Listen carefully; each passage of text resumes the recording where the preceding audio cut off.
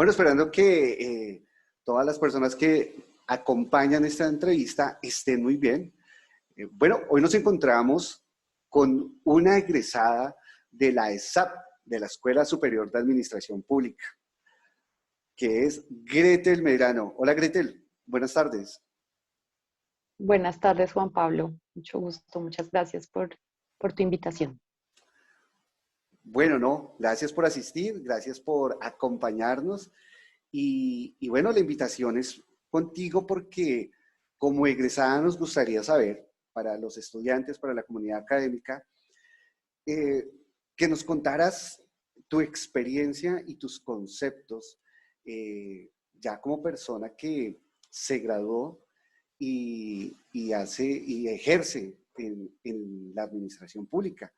Entonces, pues nos gustaría empezar por ahí, que nos comentes qué es para ti un administrador público.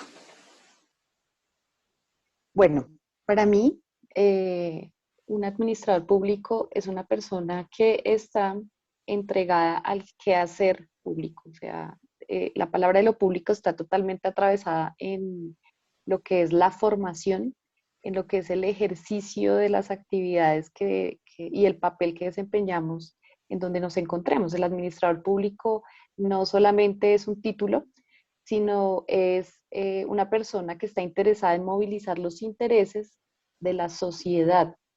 Eh, la discusión ya viene es cuáles son los intereses que plantea la sociedad que deben ser movilizados, o cuál es la finalidad que tiene como sociedad. Entonces, el administrador público se desempeña en diferentes roles.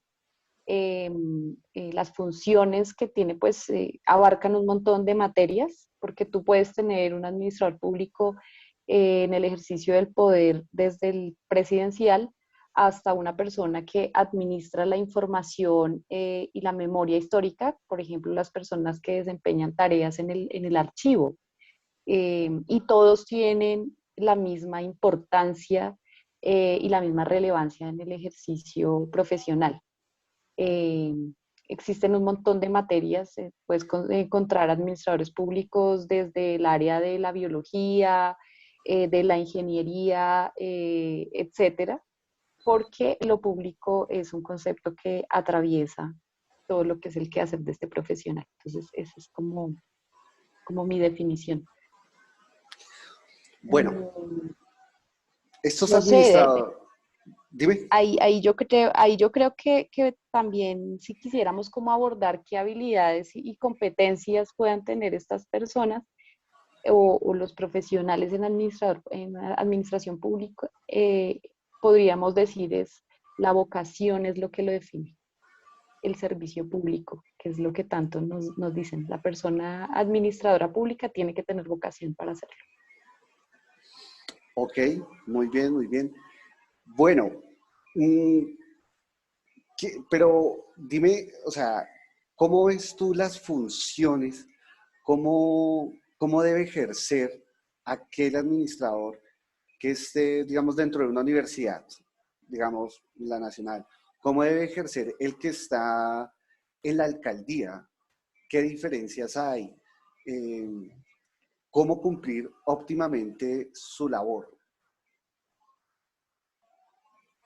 Bueno, eso es una pregunta compleja porque a pesar de que en todas estas organizaciones públicas que acabas de mencionar existen administradores públicos, con todo lo que ha sido la especialización en muchas materias de estas instituciones, no solamente compartimos nuestro ejercicio con otros administradores públicos, sino también ahí hay personas que desempeñan otras profesiones. Entonces yo sí creo que uno tiene que tener muy presente lo que es la interdisciplinariedad. Eh, el rol, digamos, es muy interesante porque cuando estás dirigiendo, cuando estás siendo gerente público, no he tenido esa experiencia, pero en mi ejercicio profesional se, se detuvo la grabación, creo.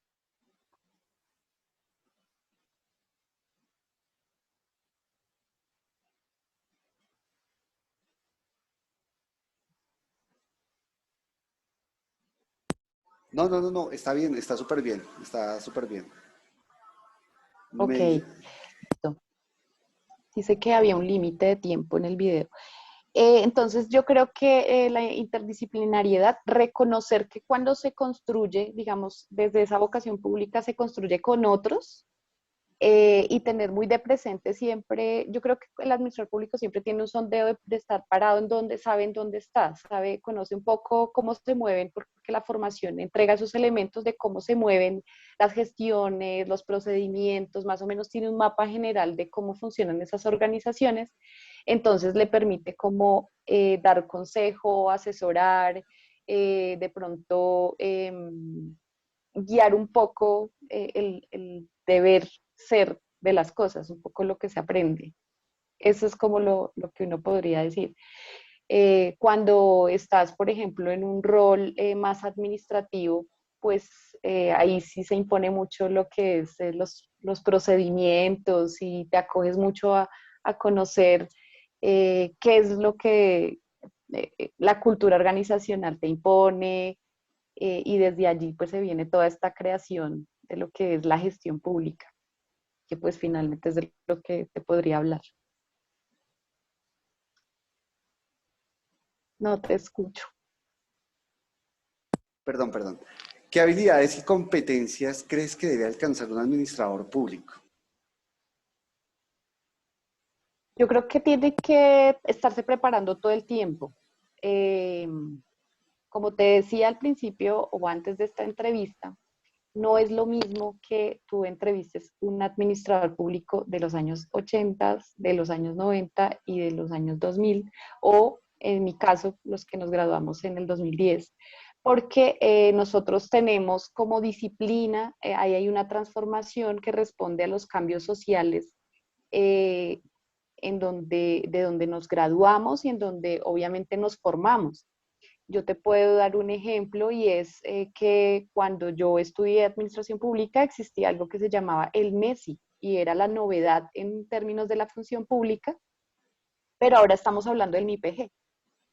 Entonces hay una responsabilidad y también una habilidad que debe generarse en el administrador público y es el interés por estar actualizado, y por permanentemente estar revisando qué transformaciones hay. Eso debe ser una responsabilidad porque todo el tiempo estás abocado a, a tratar con la realidad, ¿cierto? Social, y si no estás preparado para ello, pues obviamente no vas a poder desarrollar bien tus funciones. Entonces, eso también atraviesa otros elementos como son la política que en ese momento, en este momento se esté consolidando y debe haber una reflexión también del propio ejercicio en lo personal. O sea, yo creo que no es solamente que se está imponiendo en temas como de la administración, sino también uno cómo se está transformando y cómo va creciendo con esa experiencia. Las competencias, yo creo que también es nunca perder el tema de la sensibilización, la sensibilidad social más bien, de siempre saber que en donde estés, pues todo esto está compuesto por personas, estás trabajando para personas. Las instituciones tienen su razón de ser, es por las personas. No perder de vista esto. eh, Tratar de mejorar algo en lo que siempre se ha criticado la administración y es en la orientación a los resultados, pero también darse cuenta que los resultados no son los fines y que el ejercicio de lo público no es algo acabado, no es una tarea acabada. Todo el tiempo, pues en virtud también de lo que te he dicho, se está transformando y debemos estar como a la orden de esa transformación. Eh, y bueno, tiene que haber otras muchas habilidades, ¿no? El análisis del entorno en el que te encuentras, eh, comprender un poco también de dónde vienen como los mandatos institucionales en los que te mueves, porque finalmente un administrador público toma decisiones todo el tiempo. Aunque tenga el cargo más asistencial, digamos, de todo el nivel jerárquico de la administración, siempre tiene que tomar decisiones. Ok, tú dices que debe estarse preparando, ¿no? Eh, Eso me da pie para preguntar qué conocimientos debe poseer un administrador público. Esos son los que finalmente le dan la fortaleza. Conocer el Estado es un arte. Cómo se mueve todo ese entramado de organizaciones, de decisiones, del poder. Esos conocimientos deben ser fundamentales. Y pues ya obviamente los otros conocimientos dependen mucho del área en el que se desempeñe, ¿no? Yo creo que, pues así como te he contado, hay un montón de ramas en donde nos podemos mover y pues lo ideal es que siempre estemos a la orden del día en lo que allí se produzca. Me recuerdas la película de El ministro y yo, como el protagonista Mario Moreno Cantinflas llega a ser un administrador público, un funcionario público, pero como administrador en un área, pero también allí se prepara en lenguaje de señas, porque tiene una relación con una niña eh, pues que tiene discapacidad para oír y para hablar. Entonces, bueno, lo puedo alegorizar así con lo que tú me estás diciendo. Bueno, Gretel, Ujú. ¿cómo consideras que debe ser el prestigio social de un administrador público, hablando aquí en esta nación, en Colombia? Esa es una pregunta, digamos, conflictiva, porque ser administrador público no da ningún prestigio social. Y a la vez sí, dependiendo en dónde el rol que tengas y dependiendo el lugar en el que te encuentres en la administración, si eres de carrera, si eres contratista, si eres un gerente público, eh, si tienes alguna especialización, o sea, como en cualquier materia, uno pensaría que hay prestigio, pero ¿qué pasa? Que el ejercicio de la administración pública no es que tenga en este momento mucho mérito y es por cómo se ha manejado el poder sobre todo en los últimos años y todo ese surgimiento de cómo se consolida la corrupción, los grandes escándalos del Estado, pues, y cómo la prensa, digamos, los ha manejado, hacen parte como también de las narrativas que hay para la descripción de nuestra profesión. Entonces, digamos que el prestigio, yo diría complicado hablar del prestigio, está muy ligado a todo ese tema político y cómo la política se mueve ahora mismo. Entonces, ¿qué pasa? Que sí hay personas que lo que hacen es, a través de su ejercicio profesional, movilizar ciertos intereses. Y eso sí tiene que quedar muy claro y trabajar, digamos, para ciertos intereses particulares, que es lo que no debería ser. Y eso les da un estatus frente al poder. Pero como tal, yo creo que es bastante polémico hablar del tema del prestigio social de los administradores. O sea, uno realmente está acá porque tiene vocación, nuevamente, porque piensa en las transformaciones en el campo social, en que uno quiere brindar, digamos, su granito de arena en las reflexiones que le traen a uno todo esto que pasa en el Estado, pero no creo que sea un factor de prestigio. Hoy en día, por lo menos, y acá en Colombia, pues es difícil hablar de eso. Ok, oye, mira, hay unos decálogos de los 10 mandamientos. Siempre hay unas leyes así como del 1 al 10. Pero bueno, pasándolo a nuestros términos como administradores públicos, ¿cuáles serían los 10 principales problemas de la administración pública en Colombia? Ok, bueno. Eh, en este momento yo creo que sí es el tema de la formación debería ser mucho más rigurosa, pero sobre todo de los gobiernos deberían interesarse más por formar más y mejor a los administradores públicos, de que fueran quienes salvaguardaran realmente los intereses públicos, no desde ese sentido únicamente profesional, sino también desde lo ético. porque pues vuelvo al caso, estamos administrando la vida de muchas personas cuando estamos trabajando pues en en nuestra profesión. Entonces creo que eso es lo primero. Eso es una pérdida, digamos, del interés que se ha tenido. Antes había muchísimas más oportunidades para nosotros como profesionales de tener un papel en el Estado. Eh, yo creo que otra cosa es no tener mucho diálogo eh, que, digamos, pueda llevar a consolidar a la sociedad civil, digamos, trabajar mucho más con las comunidades. Pues de allí yo creo que se surgiría más el tema de la sensibilidad social, que es muy importante para la labor que desempeñamos. Obviamente todo este tema de los trámites de intereses y la corrupción es un problema que uno no puede pasar por alto en la administración pública. Ujú. Eso desencadena un montón de cosas en el tema de recursos, en el ejercicio del poder de los mismos y demás, eh, para beneficiarse de manera particular. Eh, ¿Qué otro problema podría uno pensar? Mm, yo creo que hay, hay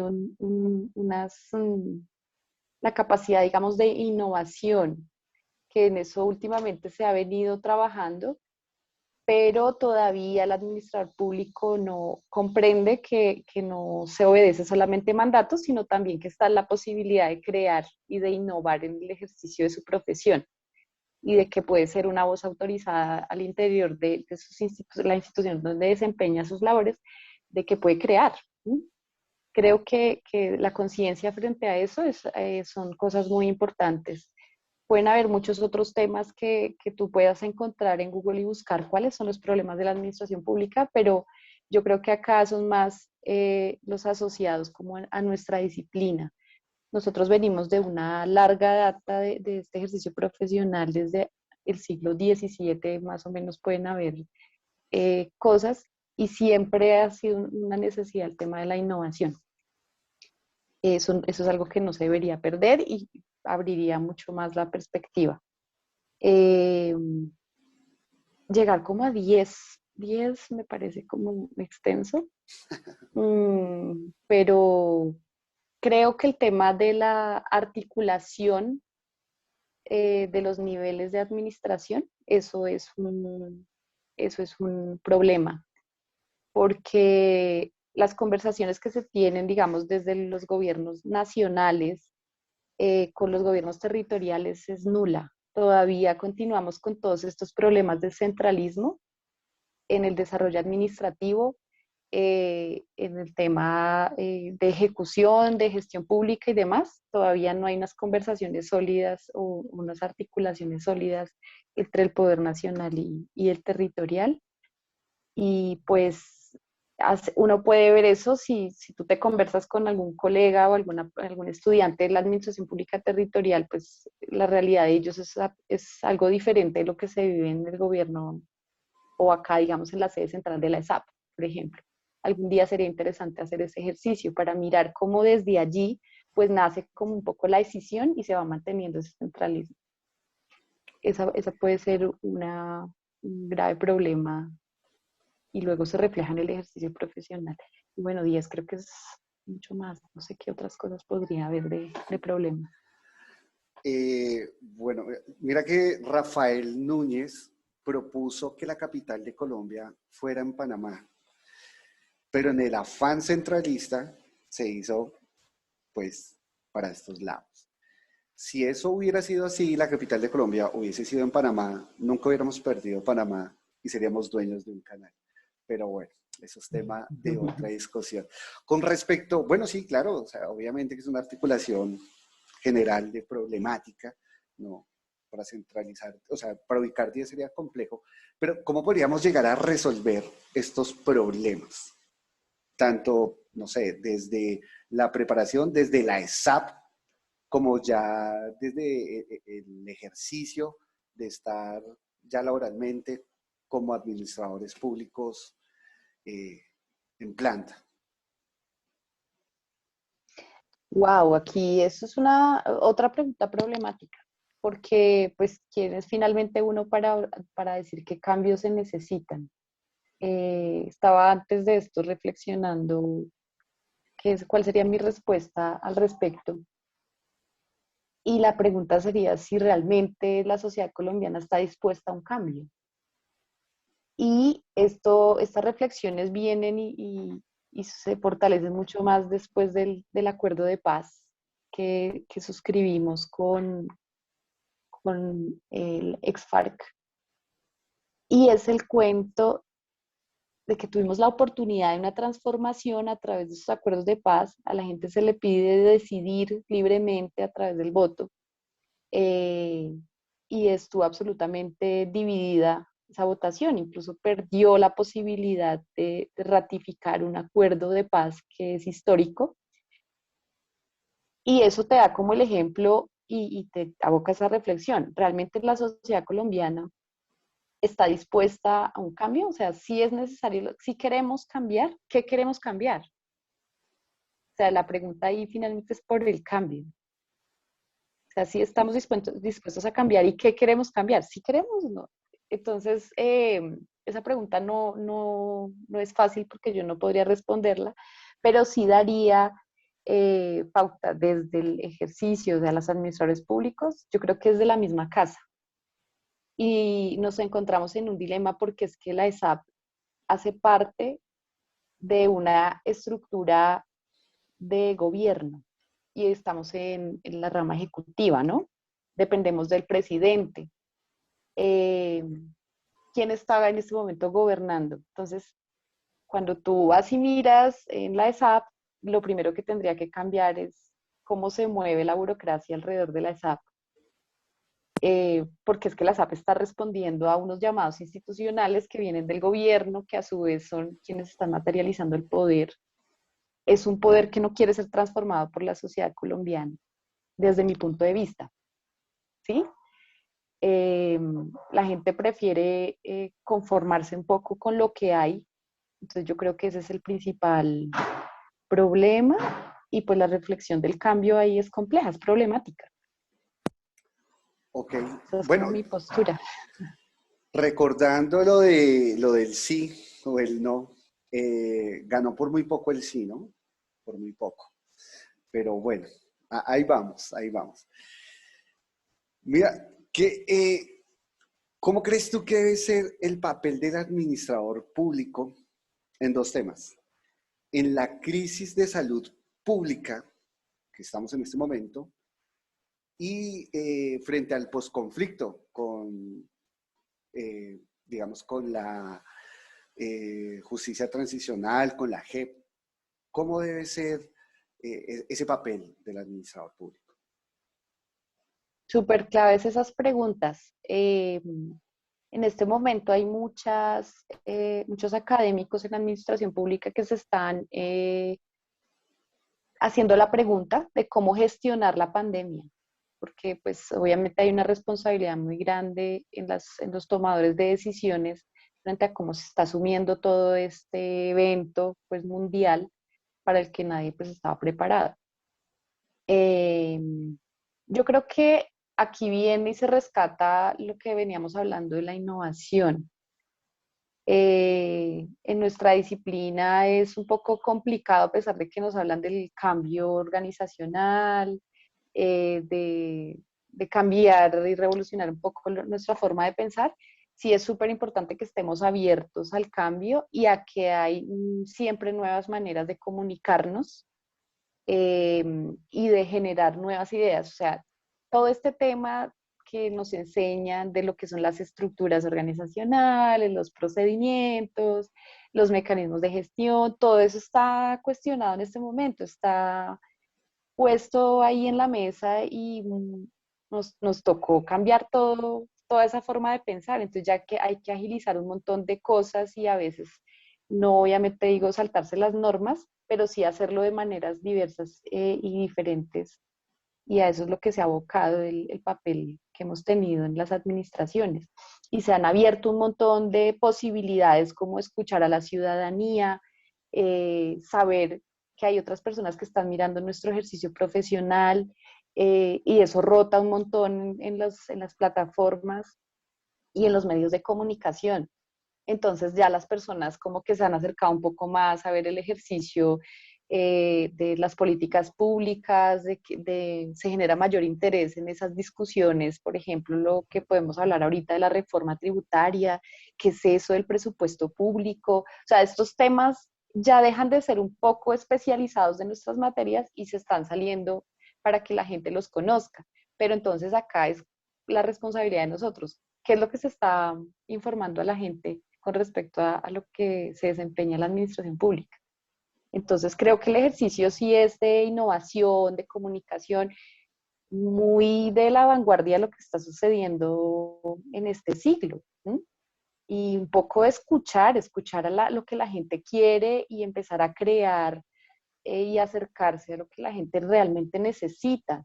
Un poco no acogerse solamente a estas estructuras que siempre hemos tenido, no lo que diga la misión y lo que diga la visión de la entidad, sino también escuchar otras formas de hacer las cosas que pues vienen desde el ciudadano de a pie, las necesidades que pues tiene.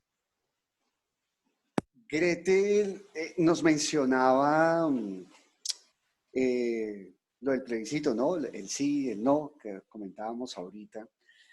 Eh, Se pudo ver que también hubo una gran influencia de la religión en esto, porque pues eh, se engañó a las personas diciendo que se iba, pues, no sé, a homosexualizar a las personas, se malinterpretó en ese momento Humberto de la Calle, que era la persona, tomaron fracciones de videos y manipularon con ediciones. Y ahorita hay un personaje, presidente de un partido religioso de derecha, que es también senador de la República, y dice que pretende ser presidente de Colombia. ¿Sí? Y pues es un partido uribista al que él pertenece. Eh, Viendo esto, digo, ¿cómo podría afectar? ¿Cómo podría afectar de verdad el fanatismo o más bien el extremismo de la religión en las actividades públicas? ¿Qué pensaría Gretel de la influencia del credo en una persona que sea administrador público y tenga que ejercer ciertas funciones, por ejemplo, que tengan temas que ver con el aborto, con la inclusión? ¿Será que la religión podría afectar a tal administrador público?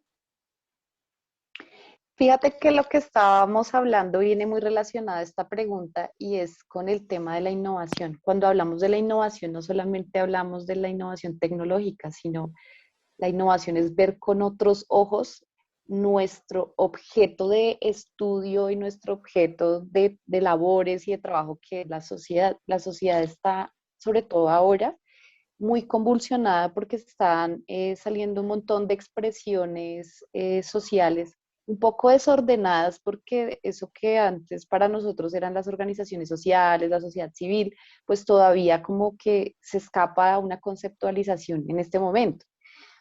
Entonces acá una de esas expresiones es lo religioso y lo religioso de ciertas religiones, porque no vamos a decir que de pronto esto es para todas las religiones, pero hay un tipo de religiones que se están oponiendo y están como en puja de esas transformaciones sociales. Y entonces esto nos aboca que tenemos que estar en el centro de esos debates que se están dando entre unas posturas, estas posturas de antes y las abolicionistas. Entonces, aquí el papel del administrador está atravesado por eso.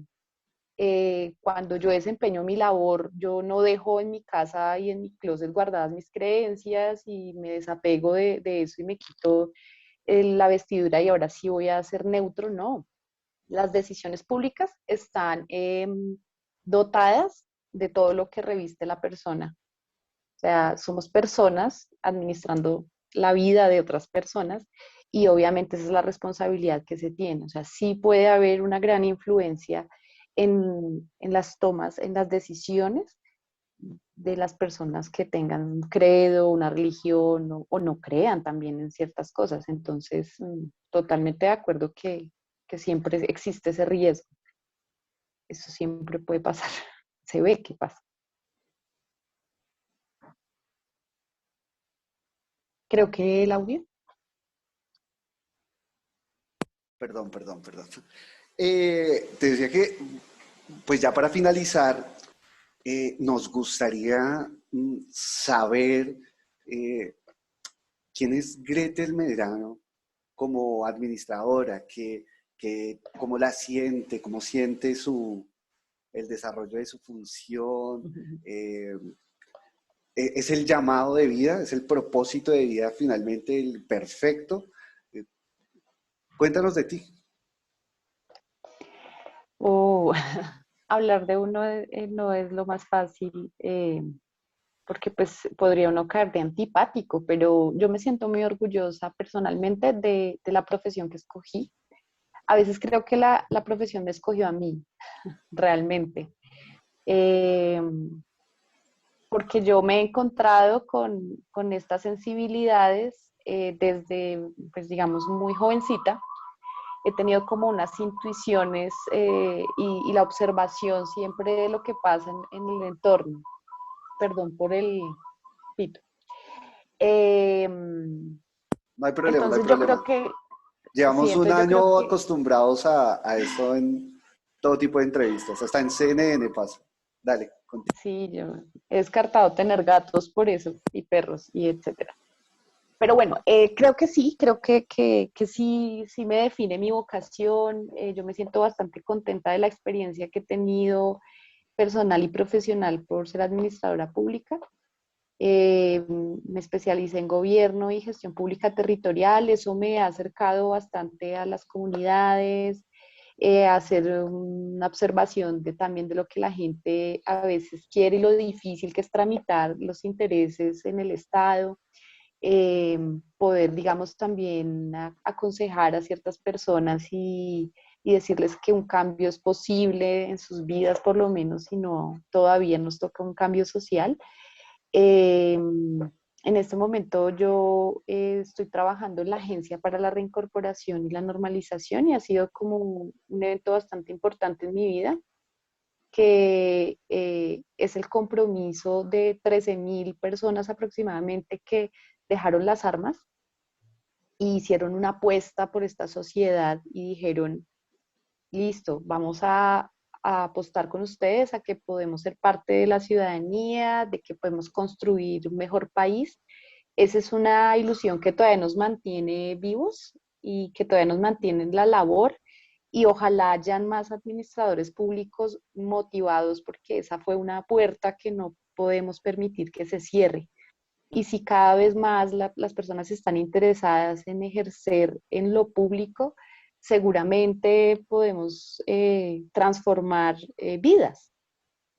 Ya no creo de pronto en la transformación de un proyecto social porque tendríamos primero que saber cuál es ese proyecto, pero creo que por lo menos la transformación de esas vidas de personas que se han comprometido con la paz ya es un gran reto.